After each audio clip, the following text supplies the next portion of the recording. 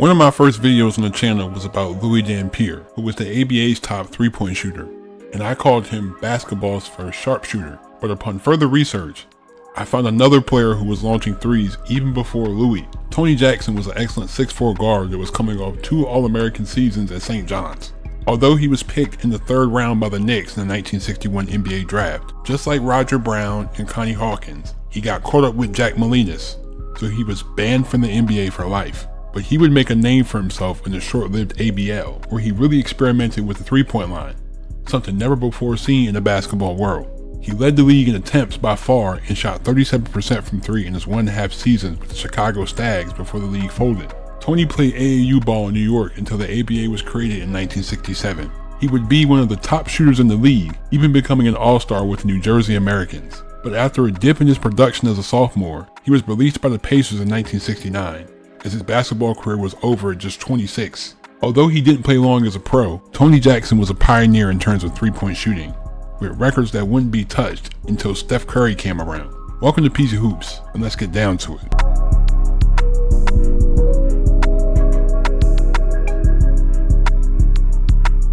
Tony was born on November 7, 1942 in Brooklyn. After a career at Thomas Jefferson High where he was named a parade first-team All-American as a senior, he accepted a scholarship to play for Joe Lapchick at St. John's in 1957.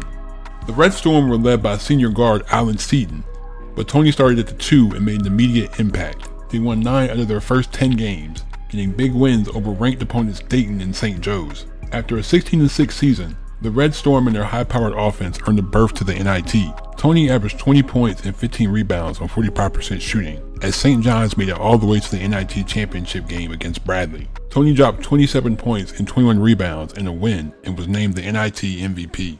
The Red Storm welcomed future NBA center Leroy Ellis in 1959, but Tony was the best player on the team as a junior. The team started out pretty shaky, but they won 11 straight games after a 5-5 start. After a 16-7 finish, they made another trip to the NIT, but it wouldn't last long as they were blown out in the first game against St. Bonaventure. Tony took a lot more shots this year, so his efficiency was down, but he increased his production, averaging 21 points and 13 rebounds, being named a second-team All-American. Boston College transfer Kevin Lowry joined the team in 1960, as Tony continued to make an impact as a senior. The team would have a 6-game and a 9-game winning streak to finish the season at 20-5. St. John's made their biggest improvement on the defensive end, going from the 102nd ranked defense in 1959 to the 34th this year. Tony led the conference in scoring, while Leroy led the conference in rebounds, as the Red Storm went undefeated in the conference to secure their first trip to the Big Dance in 8 years. They faced Wake Forest and their star forward Len Chappell in the first tournament game. Tony dropped 26 points and 6 rebounds on 9-15 shooting, but the rest of his teammates didn't play as well, as St. John's shot 36% in a blowout loss. Tony's outstanding senior season saw him average 22 points and 12.5 rebounds on 50% shooting, making another second-team All-America. Tony was a surefire NBA prospect, as he was a great scorer and rebounder, so he was selected in the 3rd round of the 1961 NBA draft by the Knicks. But before he could make his debut,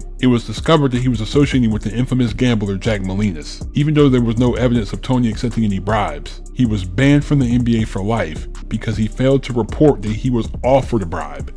Now with the NBA out of the picture, Tony had no other real options. That was until a new league popped up. The ABL was created by George Steinbrenner and Abe Saperstein, mainly because Abe was denied a chance to own the Lakers after his Harlem Globetrotters consistently worked with the league for several years. The ABA wasn't that far behind the NBA in terms of talent, as they were able to get players like Connie Hawkins, Bill Bridges, Dick Barnett, Sweetwater Clifton, and George Yardley. Tony signed with the Chicago Majors, and he became a major contributor from the start. One unique thing about the ABL was that it featured a 3-point line, something never heard of in basketball at the time. Since Tony already showed that he had deep shooting range in college, this would be a welcome addition. His best game of the season was on March 14th against Cleveland, when he scored 53 points, knocking down 12 threes. This record wouldn't be broken in the ABA or NBA until Steph Curry made 13 threes in 2016. Tony led the league with 383 3-point attempts, nearly 80 more than the second-place finisher Bucky Bolyard. Tony also led the league with 141 makes. The Majors finished 38-42 on the season, good enough for 3rd in the Eastern Division. Tony averaged 17 points, 5 rebounds, and 1.5 assists as Chicago faced the New York Tapers in the quarterfinals. Tony dropped 27 points and 10 rebounds, but he went 7 for 22 from the field,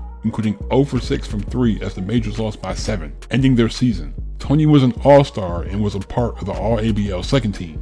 The league was already in danger of folding during its second season, but Tony continued his great shooting, as through 21 games, he was leading the league in three-point makes and attempts again. But the ABL was losing money fast, as several teams relocated. On December 31st, 1962, the league disbanded, with Kansas City being named champion since they had the best record. In his final ABA season, Tony averaged 17 points, 4 rebounds, and 1 assist. He finished his ABL career ranked 8th on the all-time scoring list. Now with no other options again, Tony played amateur ball to stay in shape. But in 1967, a new league called the ABA formed, and there was a team in New Jersey, which was a short distance from New York. He tried out for the team, and on May 10th, 1967, he signed a contract with the New Jersey Americans. The Americans were able to sign a good crop of young players to start their franchise, like Laverne Tart, Dan Anderson, Walt Simon, and Jim Caldwell. Tony started at the 2, as his first couple of games of pro basketball in over 5 years didn't go too well, as he only averaged 5 points on 30% shooting in the first 6. Although his efficiency wasn't the greatest, Tony was clearly New Jersey's best offensive weapon. He averaged 28 points in November, as on the 27th, he made an ABA record 24 free throws. Tony had 2 40-point games in December, including his career high of 42 points and 14 rebounds with 5 threes against Kentucky. In the season finale, he dropped 18 points and 7 rebounds, as he attempted 16 threes in this game, while only making 4. Tony had 15 games with at least 30, 6 double-doubles, and 8 games with at least 3 three-pointers. He led the team in scoring while finishing 14th overall in scoring, 4th in free throw percentage, and 3rd in three-pointers made, as he was named an All-Star. Over a quarter of his shots were threes, but the Americans as a whole were good outside of him. Laverne Tart joined him in the All-Star game, as 6 other players averaged double figures, as New Jersey finished 36 and 42. In his first ABA season, Tony averaged 19 points, 7 rebounds, and 2 assists, as the Americans were set to play a tiebreaker game with the Colonels for the last playoff spot in the Eastern Division. The game was scheduled to be played at the Teaneck Armory, but it was booked by a circus that entire week. The Americans decided to move the game to Comac Arena on Long Island. When players, fans, and reporters arrived the evening of the game, the scene was chaotic. The team hired workers to quickly try to tape new three-point lines on the court. Part of the floors had gaps and holes, and some areas of the court were unstable. There were numerous player complaints about goal padding, floor marking, and even the height of the baskets.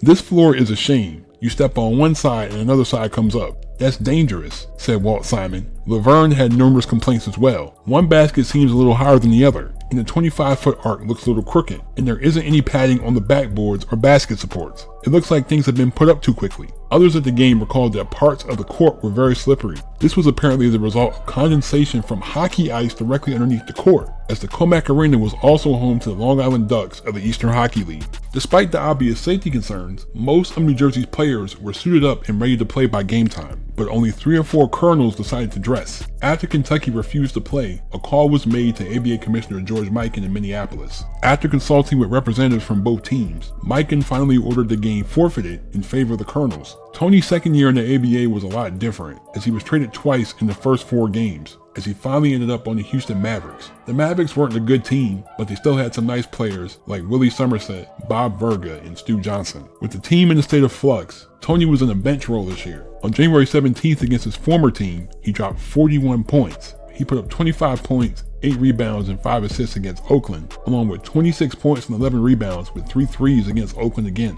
Even in his reduced role, he still made 32 three-pointers, good enough for 15th in the league. But Houston was a disorganized franchise, as they went through 2 head coaches and 22 different players, finishing 23 and 55. Tony averaged 12 points, 4 rebounds, and 2 assists. The Mavericks relocated in 1969, becoming the Carolina Cougars, but Tony would be traded to the Pacers and released, as he would never play professional basketball again. He passed away from cancer in 2005.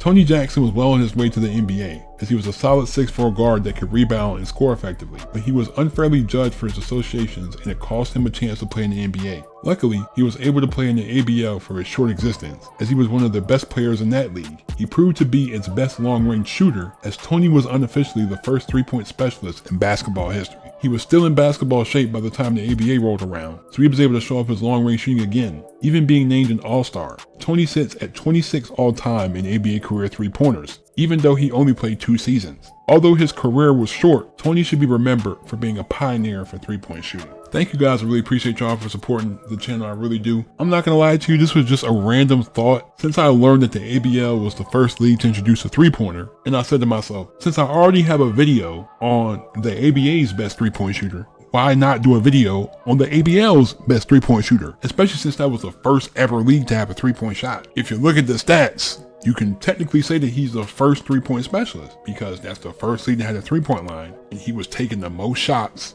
by far. I think that's an accurate statement, but this is definitely one of those really weird trivia questions that probably you would never know. Thank you guys for watching. I really appreciate y'all. So leave a like if you enjoyed. Hit that subscribe button if you're new to my channel. Turn my post notifications on if you haven't already. Please be safe, stay on the grind, have a great day. I'm out. Peace.